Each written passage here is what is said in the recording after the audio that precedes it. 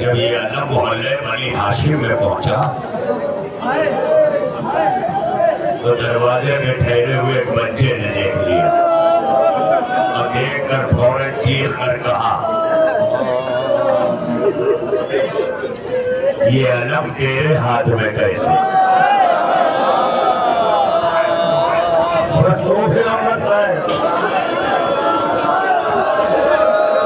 یہ علم تیرے ہاتھ میں کیسے؟ کہا صاحبزادے آپ کون ہیں اور علم کے بارے میں کیوں پوچھ رہے ہیں؟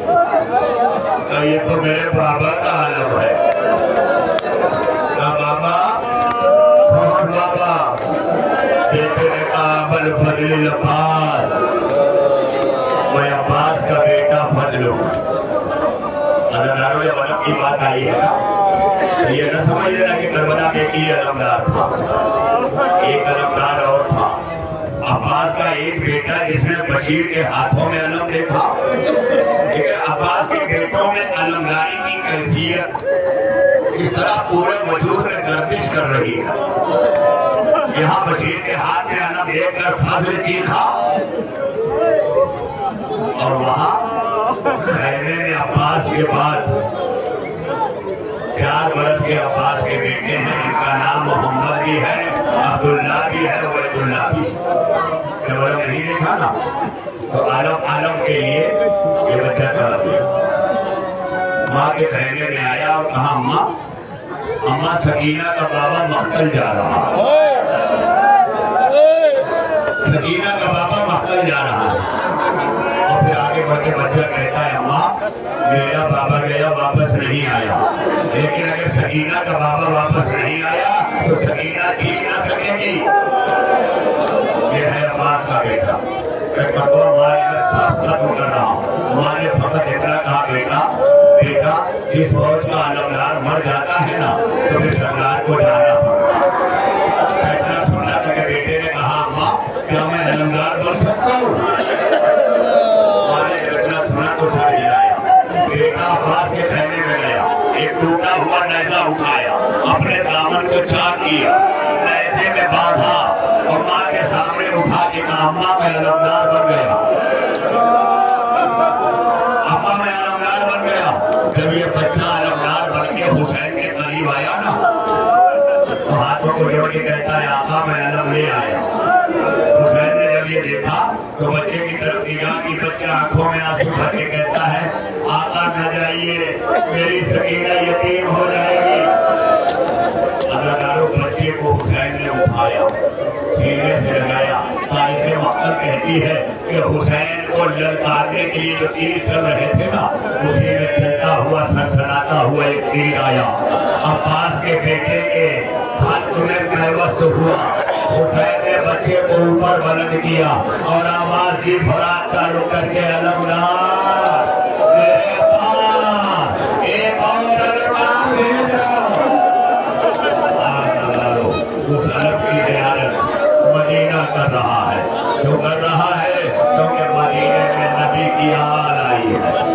اور میں تابوت کے لیے جو ہمارے 8ویں امام کا 11ویں امام کا تابوت ہے 28 برس کا سن ہے، 6 بادشاہوں کا زمانہ ہے۔ زندگی کی اکثریت گئے خانے میں گزری۔ اس تعزیے کو آج کے دن چپ تعزیہ بھی کہا جاتا ہے۔ جانتے ہو کیوں؟ کیونکہ جب ہمارے امام کی شہادت ہوئی ہے تو گھر میں فقط 2 خواتین ہیں اور ایک 5 برس کا امام زمانہ ہے جو بیعت میں جا چکا ہے۔ لہذا ہر طرف سے فوج محکم کی گھیرے ہوئے، نہ کوئی اندر سے باہر آئے نہ باہر سے اندر جائے۔ امام زمانہ نے اپنے بابا کے رونے کی جو آواز تھی نا اس کو روکا اور چپ کھڑے رہے۔ سوچا نہ 5 برس کا بیٹا پردیس میں بابا کو کھو چکا ہے مگر وہ بیٹا چپ ہے۔ جانتے ہو کیوں چپ ہے؟ کہ اگر رو دیا تو فوجیں گھر میں آ جائیں گی، فوجیں گھر میں آئی تو مائیں بے پردہ ہو جائے گی۔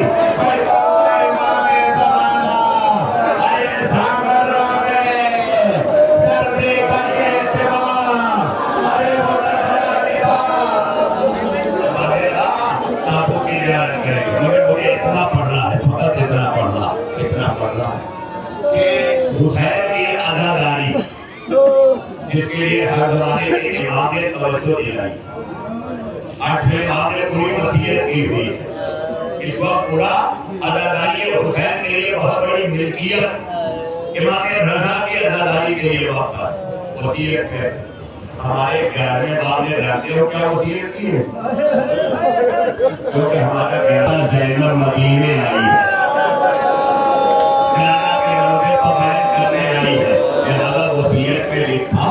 دیکھو میرے شہادت کے سبب میرے جد حسین کی عزاداری میں کمی نہ آنے پائے.